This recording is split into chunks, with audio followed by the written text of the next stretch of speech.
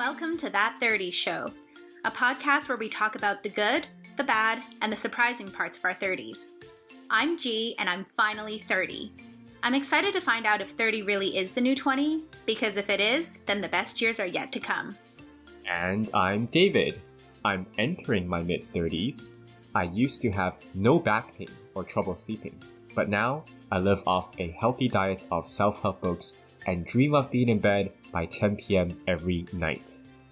Join us each week as we try to figure out together what life in your 30s is all about.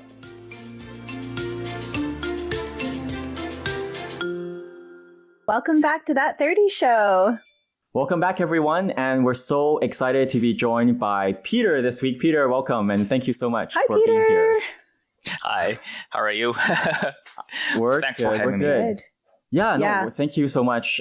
So Peter is, I know Peter because he works with my partner, with my girlfriend.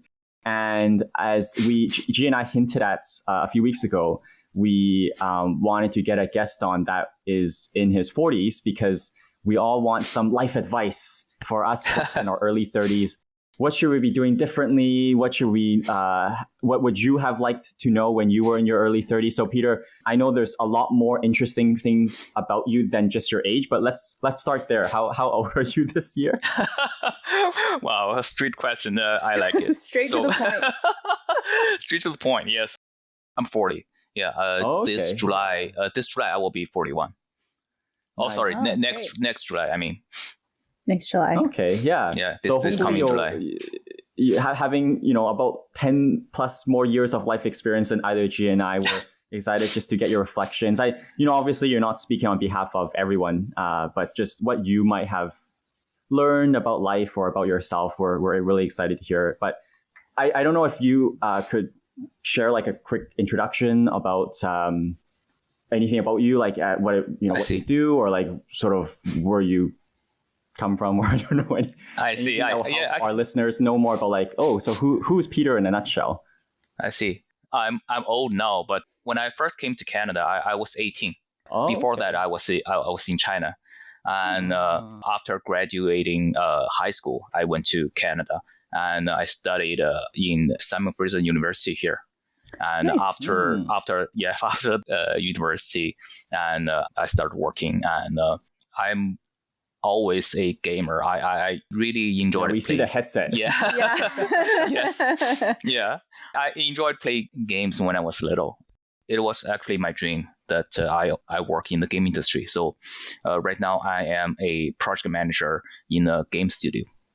Wow, cool. That's awesome that you get a chance to work in an environment that is Your passion. close to your passion. Yeah.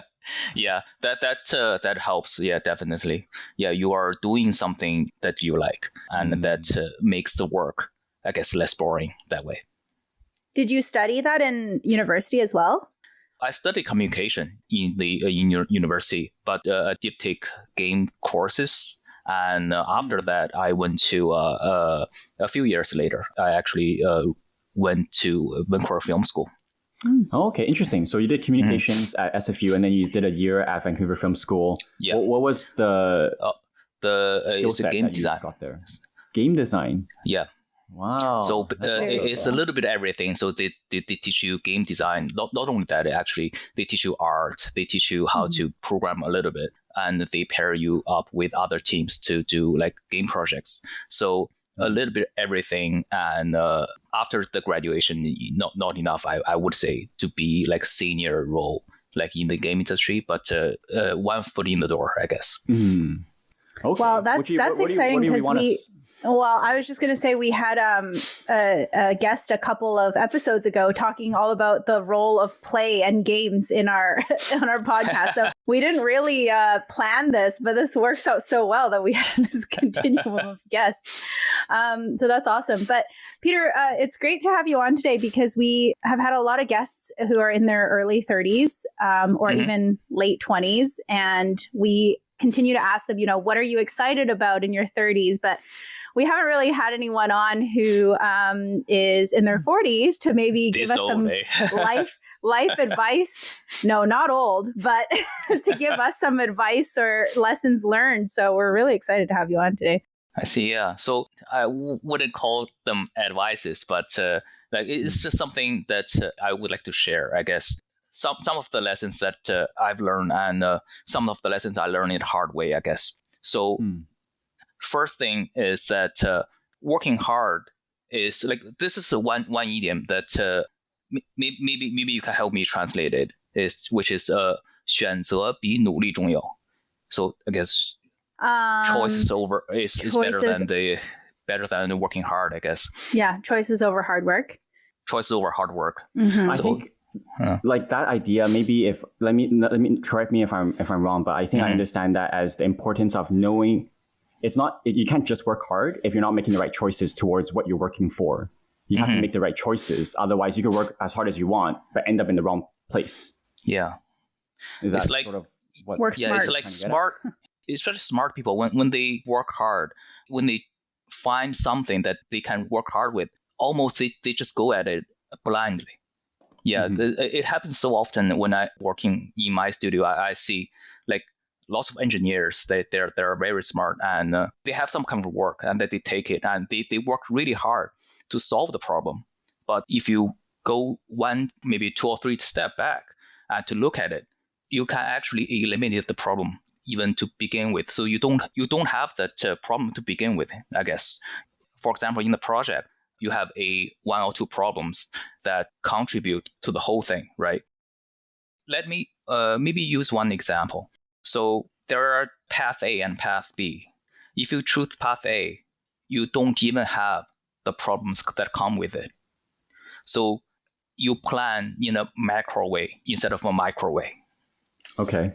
Yeah. Do you have something that from your personal life experience where this concept, either you had to learn it the hard way or that you utilized this and it helped you in hindsight because you realized you took the better path? Yeah. So take the project that I worked on, like at my work. It took us 2 or 3 years to finish this one game project. And if you work in the game industry, you know that overtime and burnout is like very common. And in order to finish this project on time, we actually did quite a bit. We tried to cramp in as many features as possible in this game product. At the beginning, it works, and people, when they have the new content, they like the product, they like playing the game. But over time, this just is not sustainable because players can consume contents much faster than you're creating contents. We are trying to keep up with expectations that eventually cannot be scaled. Instead of come up with a plan saying, okay, this is not sustainable, we have to choose another path B, instead of continue with this path A. We just continued working. We just continued to work, and we will work even harder. After years, and when we try to do the postmortem, and we see, okay, maybe at some point we should have stopped, and maybe we could have a better result in the end. Yeah, I mean, you talk about the concept of choices over, hard work sometimes, where you have to maybe think more about the choices that you're making versus just strictly working hard. Because sometimes maybe there's better decisions. Is there a moment from your 30s that you remember, like maybe a life moment where that was applicable, where you had to really think about the choices that you're making versus just, I guess, buckling down and working hard? I would say, like, for my personal experience, decided to marry my wife. That is the life-changing moment for me, because when I was in my 20s, the concept of marriage, like, I don't understand it. And I was, and I don't know, maybe some audience like would agree with me, but when they are younger, like, I don't understand the concept, and I'm afraid that I'm going to screw up. So I'm afraid of commitment.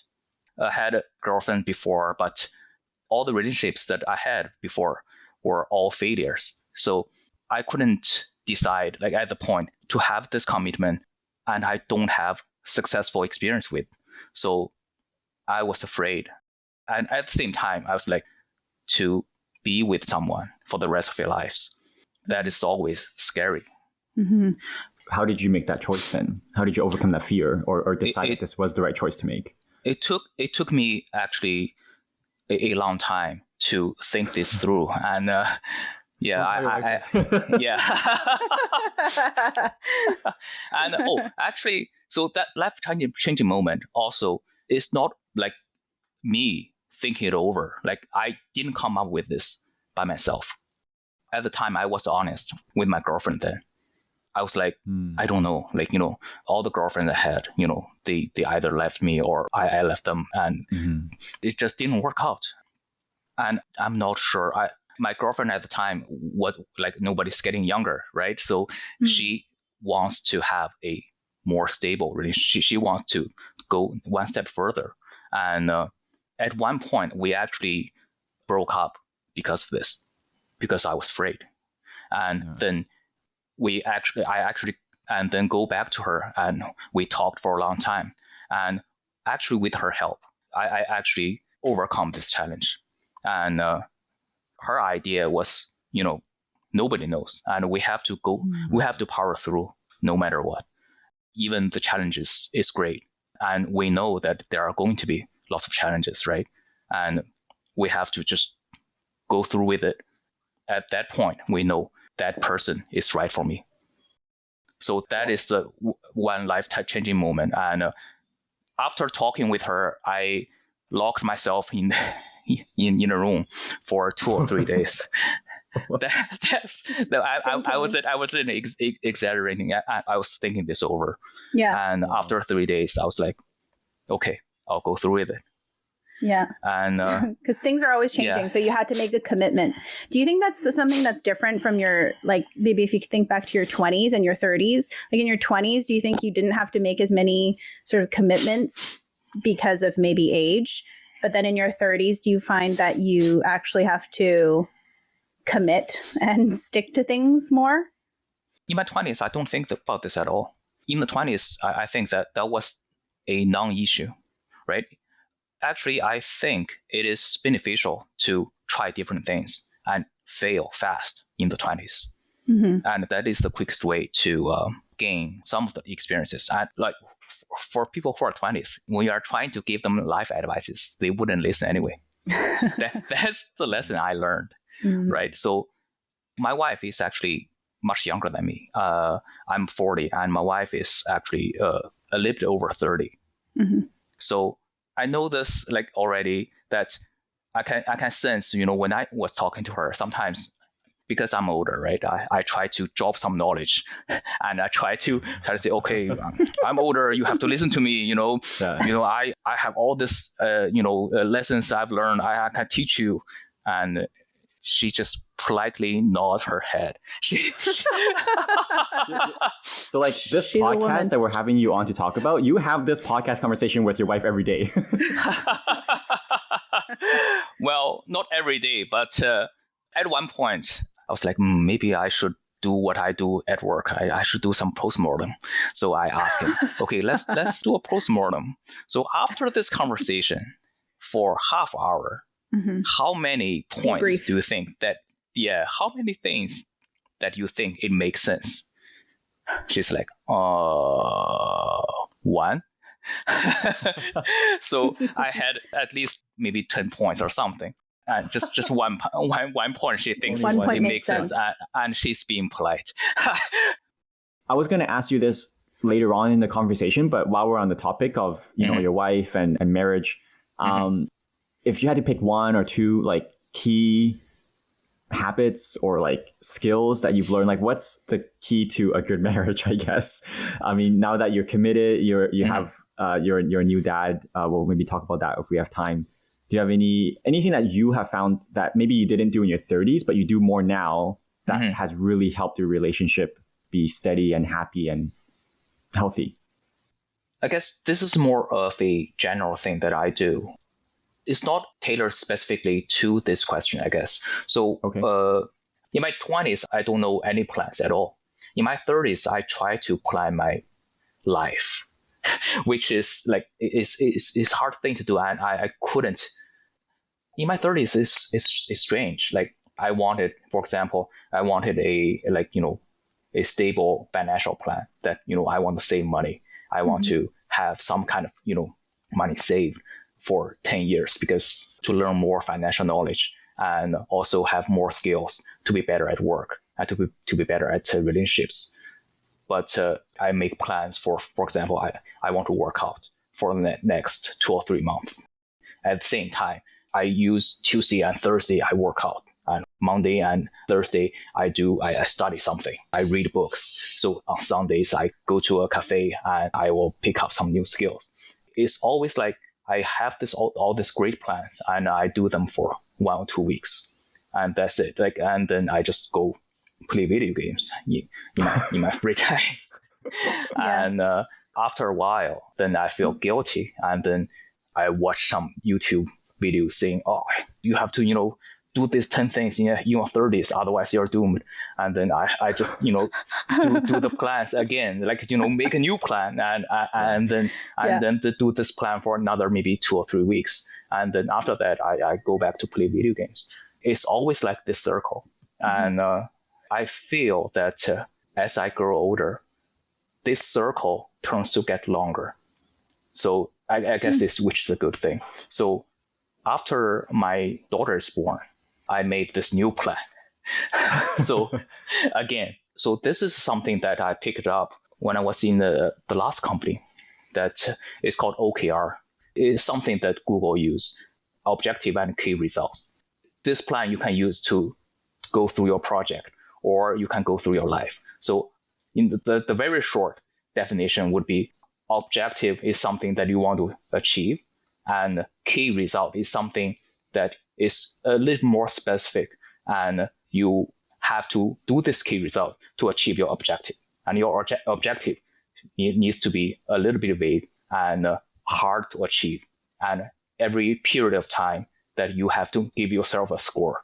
So you have to make all these key results a little bit hard. For example, your plan is to lose weight for 20 pounds in the next maybe half a year or something. And if you achieve your goal, and your score would be 0.7. If you overachieve your goal, your score would be 1. If you achieved the score of 1, that means the thing that you are doing is not difficult enough. So every month you adjust your plans. Then you keep going at it until you finish your objective.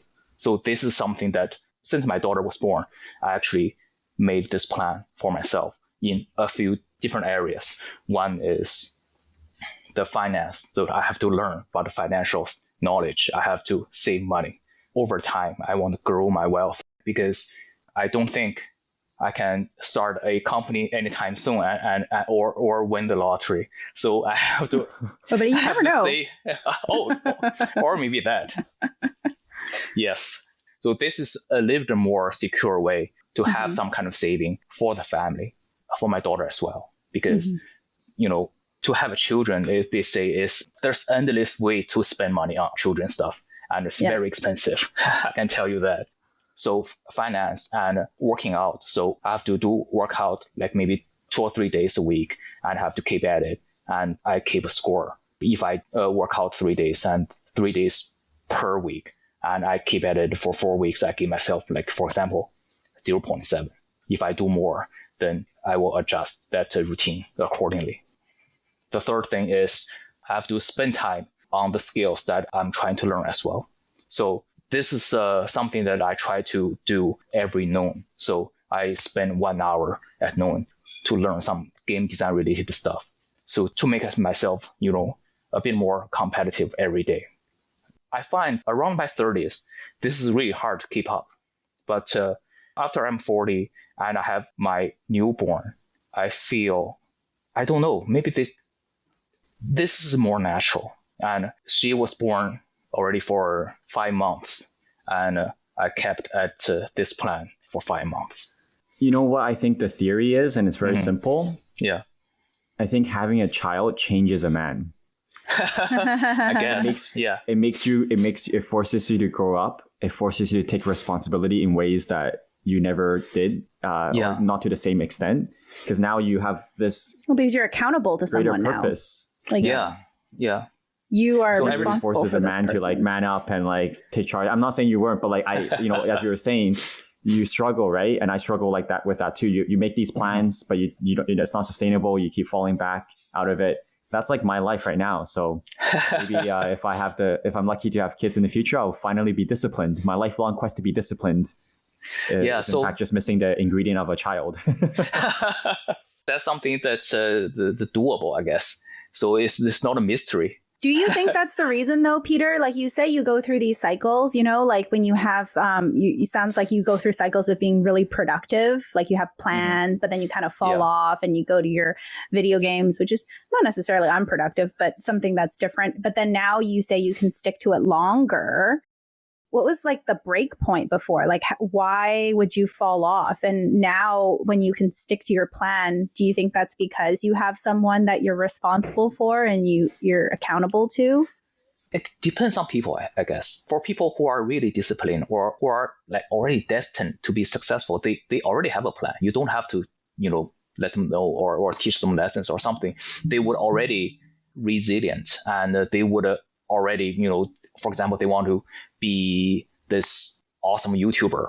They would actually find a way to be successful, even though the YouTuber successful rate maybe is 1 in 10,000 or something. That's because it's really competitive, right? You have to come up with contents, every week or maybe every day. So someone would be disciplined to just make videos every day and make contents. It doesn't matter if the content is good or bad. But when you have, enough content, we have 1,000 videos, you know what to do to be successful. Plus, they have some talents.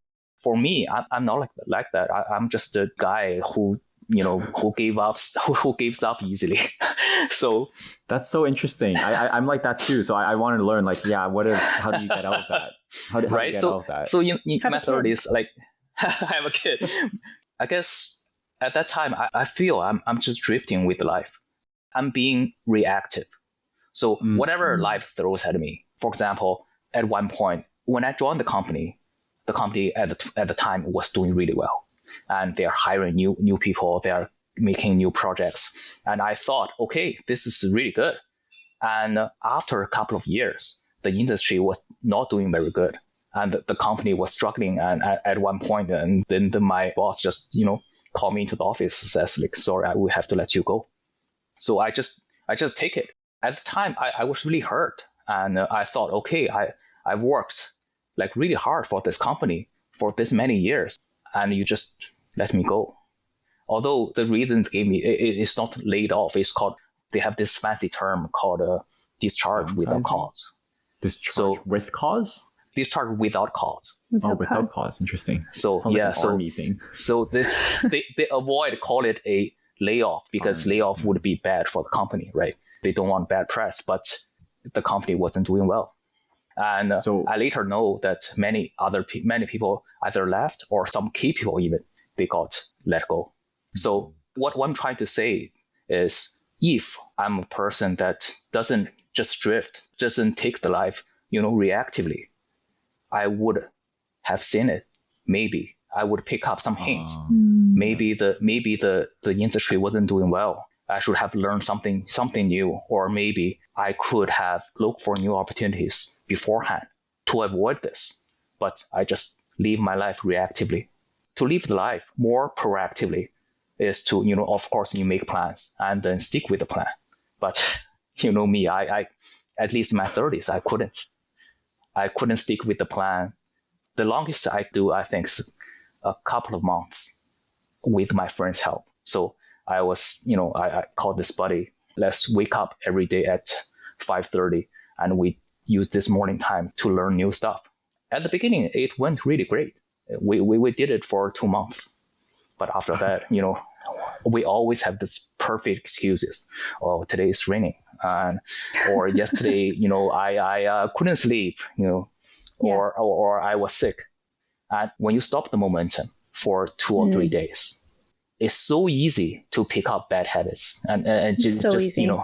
It's so easy just to be comfortable. So, okay, all right, he's not doing it. I don't want to wake up early. It's too painful, and it all stopped.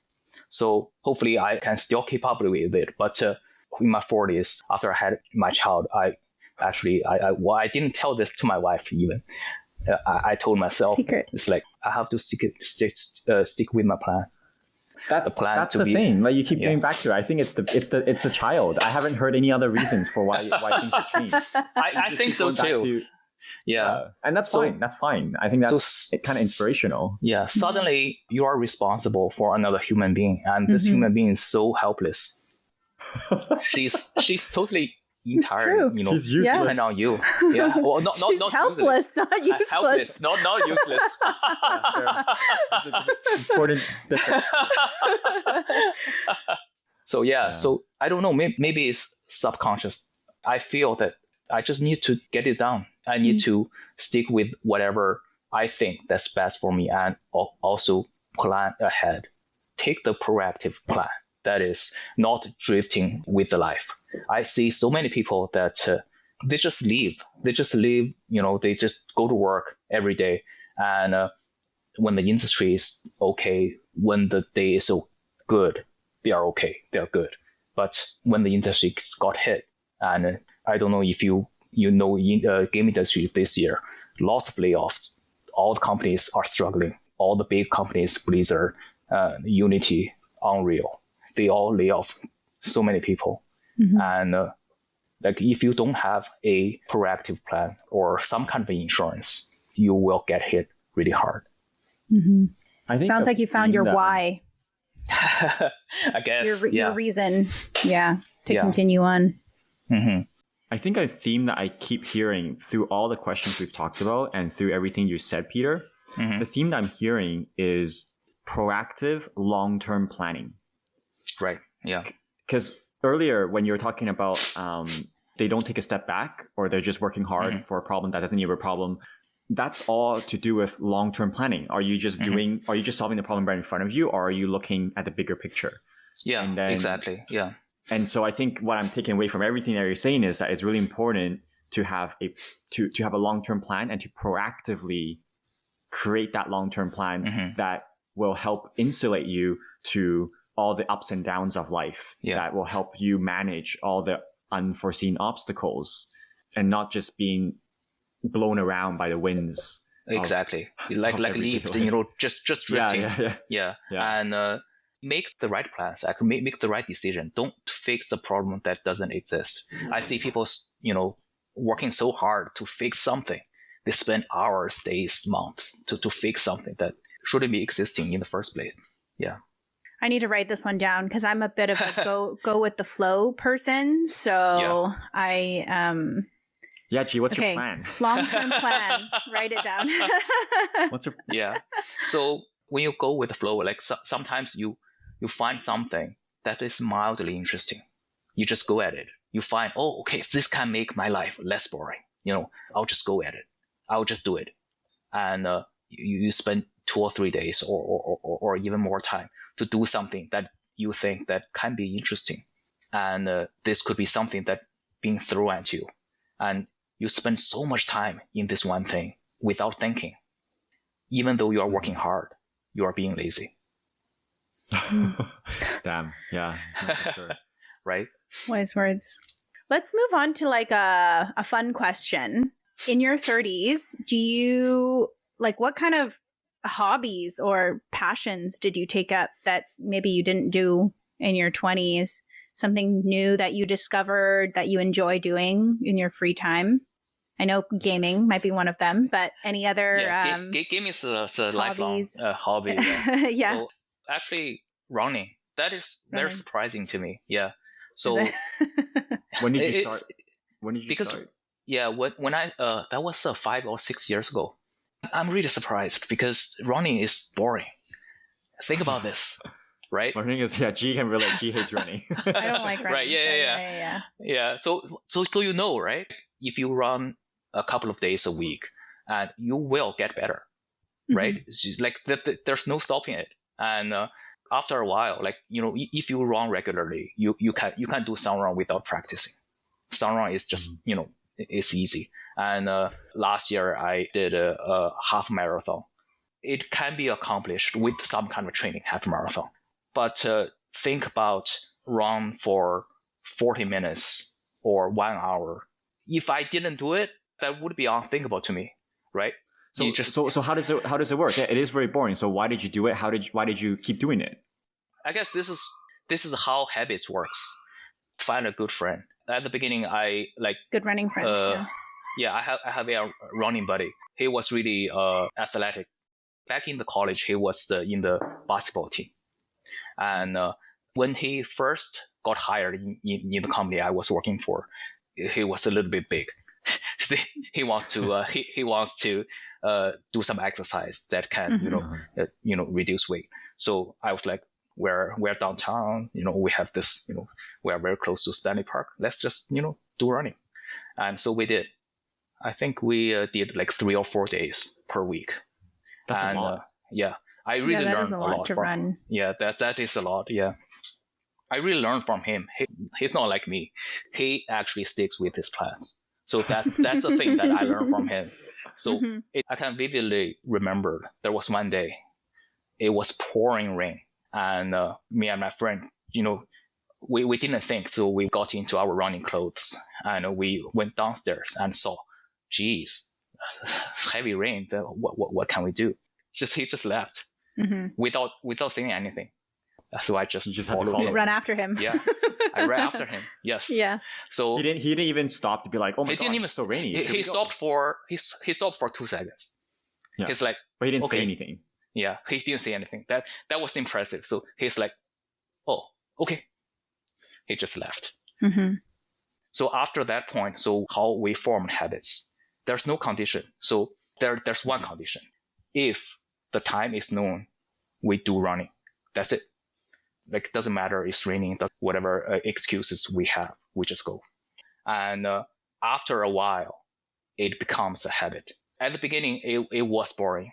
But after a while, when I overcome challenges and it becomes my habits, when I don't do running at Tuesday, I feel less happy.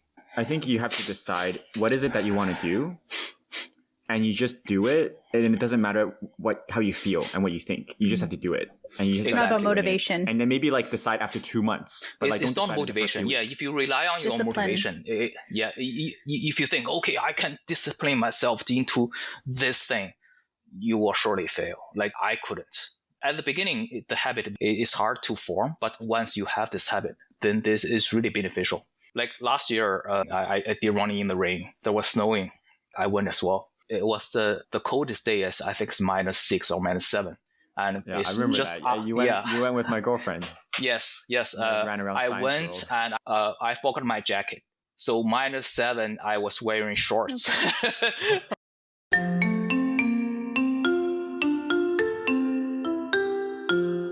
Well, I wanted to ask, I know we talked about like long-term planning and don't just, let yourself be blown around randomly by life.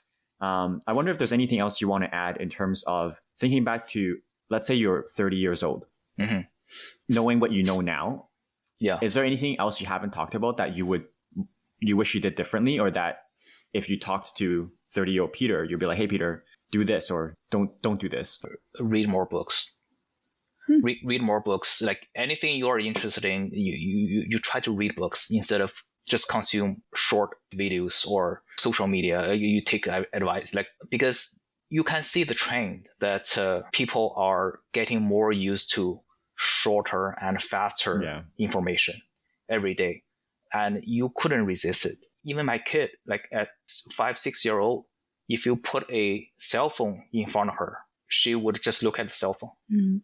Very interestingly, because there are so many colors and things are moving so fast, and there's sound. You mean 5-6 months, right? Sorry, 5 months. Yeah, 5 months.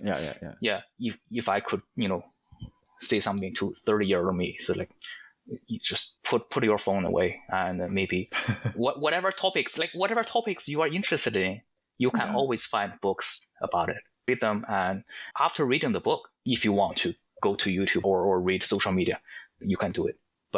Read books first. Is there a book that has had a significant impact on your life?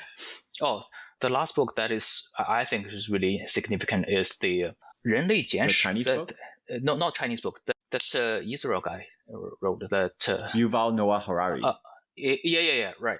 The brief history of humans. Here's a few, right? Are you talking about Sapiens? Sapiens. Yes. Oh, that's one of my all-time favorite books. Yes, that was something that opened my eyes. I was like, it's very interesting looking at things in a different perspective. I think I actually have it. I have it on my bookshelf right now. Yeah, it's very popular. Yeah. It's very popular for good reason. Yeah, it is. Yeah. Peter, you just go ahead. Talked about maybe what you would do differently or what you would tell your 30-year-old self. And I know you just turned 40. You just entered your 40s, but I'm wondering if there's anything that you've noticed that's been different so far about maybe not even just 40, maybe like late 30s versus early 30s. It can be anything like career or your body or life, hobbies, anything. Getting more fat. Your metabolism slows down. Yeah. So I feel that late 30s, that's the point I felt, okay, I'm getting old. Yeah. Before, there's no such notion as old. Like I felt good when I go out hiking with people and I would go out like doing sports. I never felt this way. But in my late 30s, I noticed, okay, I couldn't run as fast as I used to. I don't have the fast metabolism. When I was in my 20s, I play games. I pull all-nighters all the time. It's kind of funny. Like it's catching up to sometimes, sometimes I go back to China and then I came back. I have to adjust to the jet lag, right? Mm-hmm. My favorite way to adjust to the jet lag is just pull all-nighters, play video games. This is my excuse to play video games all night. Jet lag is just a perfect excuse. And now putting an all-nighter is like I went through a minor surgery. It's just Peter, I already feel like that, and I'm not even 34 yet, so I don't know what's going on. Exercise, I guess. Yeah, the jet lag thing, I've realized, I just like early in April, I did maybe a 30-hour trip back from Asia, and it took me like a week and a half to try and recover from the jet lag. Yeah. And it's pretty crazy. But I think what you're saying is like you have to kind of prime your body a bit more. Like, before you run, maybe you need to spend some extra time stretching or after. Whereas before you probably didn't need that. You just like go and run. But now you need to spend some more time like preparing your body and maybe even your mind for whatever you're about to do. I think you're right. I think the mind thing is more important. At the beginning, I was in denial. I was like, no. That's not it. But eventually I accepted it. This is the way, right? So just have to adjust the mind and make sure, okay, you prepare beforehand.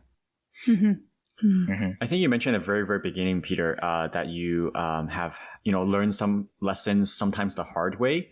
And I think you've thought about some things you want to bring up as we approach near the end of our conversation today. I want to make sure we give you a chance to talk about what you had thought to talk about.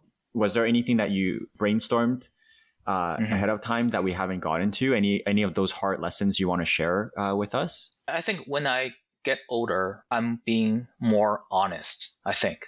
And I'm more confident in a way. So when I was younger, I was so afraid, like people judging me when I say something wrong, when I do something that's, kind of weird, especially when I say something wrong in public. I was so afraid of people judging me. Right now, I'm more calm and more confident in a way that I don't think about this anymore. Because when you are less confident and when you are trying to be the perfect version of yourself, you make more mistakes. At the same time, you feel really bad. For example, you say something wrong in front of a audience, and you will feel bad about it. For example, 2 or 3 days, like why did I do that? Why did I do that? I worry about it for a long time. I couldn't get over it. But right now, I just don't. I make mistakes. That's fine, and I'm just being calm. Do you think that just comes with time? Comes with time, and also I think just accepting who you are. Maybe life experiences too, right? Because as you go through life, you experience all these things, and then you're like, okay, well, I messed up that time, but it wasn't that bad. So, the next, like I got through it, so I can maybe get through this next challenges. When I was younger, when I first came to Canada, at the time, I don't have many Asian friends. Like all around me are mostly white people and some from other countries as well. I'm quite different. My English wasn't very good. I still have this heavy accent, and I feel so timid. Self-conscious. Yeah, self-conscious. I'm so afraid of being the guy that, being different. I'm trying to fit in. I'm trying my best, but I couldn't. So when I was in college, it was really painful. And also I went through, like, I don't know if you guys can feel it. Like, you feel some kind of, sometimes you went through people that have, like, that's kind of like a microaggression or racism things. They are never violent. They're subtle. But you can feel it, and it doesn't feel good. Right? And back then I was this university student who was here alone, living in this host family that have no friends to talk to. So at the time it was really painful. But over the years, like, I have more friends, I have more wisdom. I grow up and I become more confident, and I have closure. That's really tough to come over here and not know anyone and not really know the language. Yeah, it was. It was. Yeah. It was quite an adventure. Yeah. So, but I'm glad I made the choice. Yeah. Maybe I'll just close out with this question, Peter. I mean, what are you looking forward to in your 40s? We usually ask this because people have just turned 30 on our show, but you've just turned 40. So what are you looking forward to? I'm looking forward to keep up with my plan. Full circle ending. Yeah. We'll check in on you in a year and see how it's going. Yeah. Let's do this. I'll give you the postmortem. Yes. You can come back on and debrief us on your plan. Yeah. Do you mind sharing? I mean, it might be personal, so if there's nothing you want to share here, that's fine. But in case there is, can you share like one of these objectives that you have? Like what's? Oh, I can share the objectives. Yeah. I shared a little bit. So the first one is the financial plan, to have more financial knowledge, and also have a financial plan for the whole family, to have to save up and have some kind of investment over the 10 years. So this 10 years I have this objective I want to achieve, right? And in a safe way, not in a very aggressive, because I'm no expert, and even the expert may not be able to predict the future. That's one thing. And the second is family.